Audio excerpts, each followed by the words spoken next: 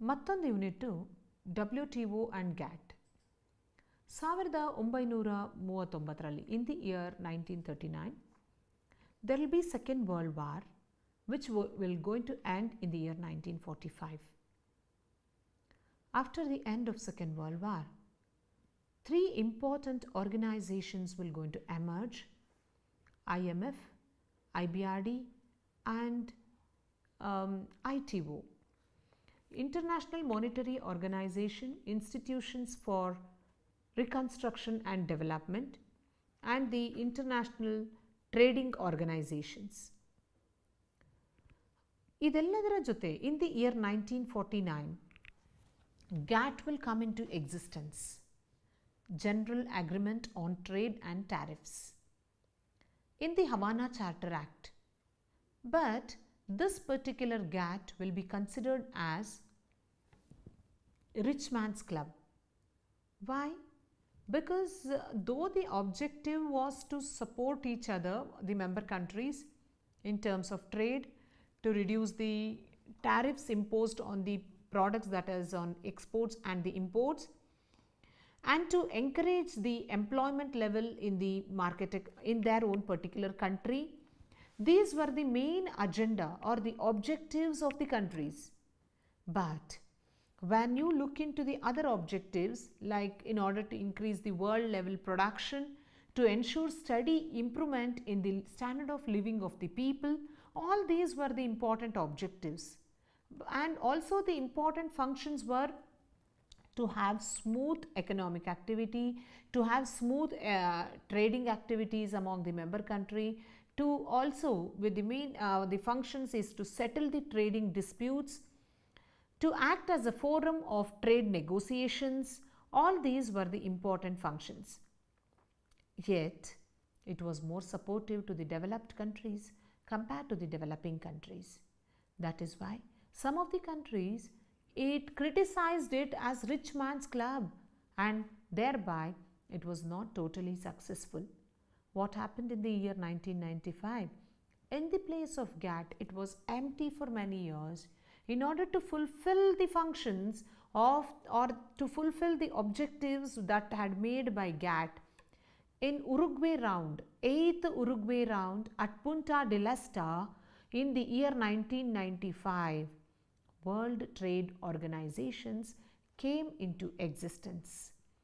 And this also has the same objectives and the functions that of the GATT, that is reduction of trade barriers, to reduce the tariffs among the member countries, to make agreement in terms of agriculture, and in order to make the TRIPS, that is trade related intellectual property rights, TRIMS, trade related investment measures, are the important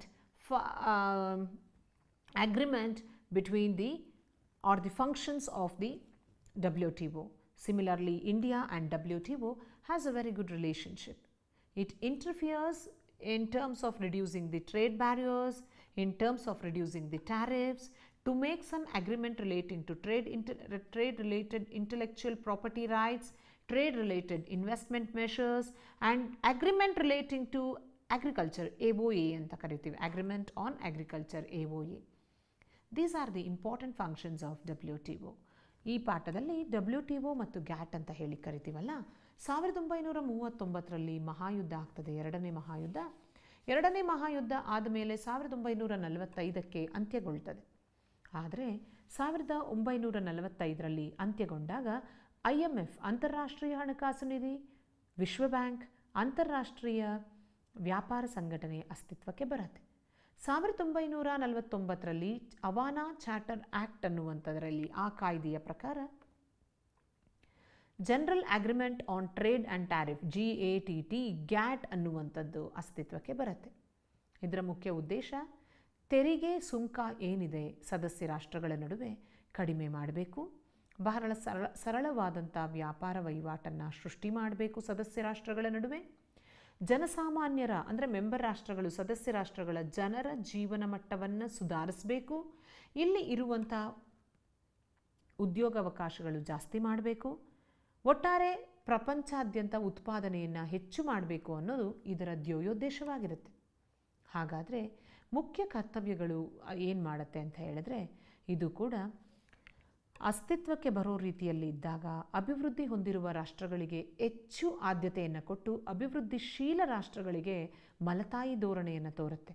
ಹಾಗಾಗಿ ವಿಮರ್ಶೆಗೆ ಒಳಗಾಗಿ, ಟೀಕೆಗೆ ಒಳಗಾಗಿ ಇದು ಶ್ರೀಮಂತರ ಒಂದು club ಅಂತ ಹೇಳಿ, rich mans club ಅಂತ ಹೇಳಿ ಟೀಕೆಗೆ ಗುರಿಯಾದಾಗ ಇದು ಅಸ್ತಿತ್ವವನ್ನು ಕಳ್ಕೊಳ್ಬೇಕಾಗತ್ತೆ. ಹಾಗಾಗಿ 1995ರಲ್ಲಿ ವಿಶ್ವ ವಾಣಿಜ್ಯ ಸಂಘಟನೆ, ವರ್ಲ್ಡ್ ಟ್ರೇಡ್ ಆರ್ಗನೈಸೇಷನ್ ಅಂತ ಹೇಳಿ, ಪುಂಟಾ ಡೆಲ್-ಎಸ್ಟಾ ಒಂದು ಪ್ಲೇಸಿನ ಹೆಸರು, ಸ್ಥಳದ ಹೆಸರು. ಅಲ್ಲಿ ಉರುಗ್ವೆಯ ಒಂದು ಸಮಿಟ್ ನಡೆಯುತ್ತೆ, 8ನೇ ರೌಂಡ್. ಅದರಲ್ಲಿ ವರ್ಲ್ಡ್ ಟ್ರೇಡ್ ಆರ್ಗನೈಸೇಷನ್ WTO, ವಿಶ್ವ ವಾಣಿಜ್ಯ ಸಂಘಟನೆ ಅಸ್ತಿತ್ವಕ್ಕೆ ಬರುತ್ತೆ. ಅದು ಭಾರತ ಮತ್ತು ವರ್ಲ್ಡ್ ಟ್ರೇಡ್ ಆರ್ಗನೈಸೇಷನ್ನಿನ ನಡುವೆ ಒಂದು ಉತ್ತಮ ಬಾಂಧವ್ಯ ಸಂಬಂಧ ಇದೆ ಅನ್ನುವಂಥದ್ದು ತಿಳಿಯುತ್ತೆ.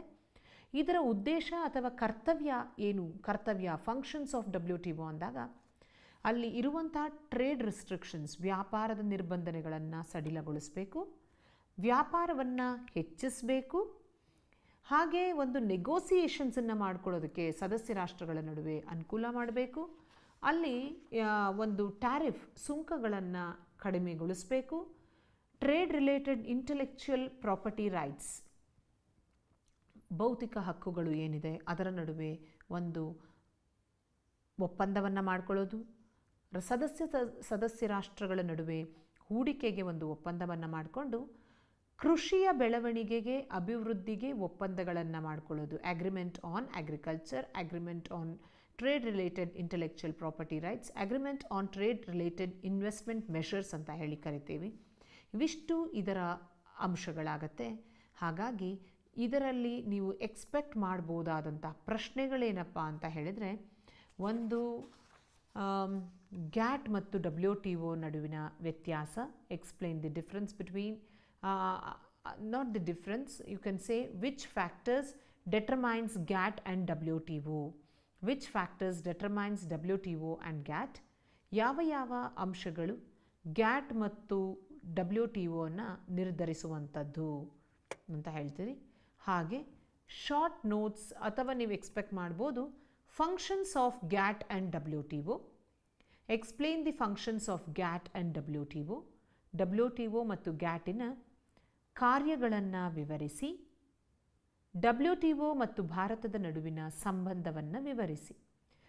WTO ಮತ್ತು ಗ್ಯಾಟಿನ ಸಂಬಂಧವನ್ನು, WTO ಮತ್ತು ಭಾರತದ ಸಂಬಂಧವನ್ನು ವಿವರಿಸಿ, WTO ಮತ್ತು ಭಾರತದ ನಡುವಿನ ಸಂಬಂಧವನ್ನು ವಿವರಿಸಿ, explain the relationship between WTO and India.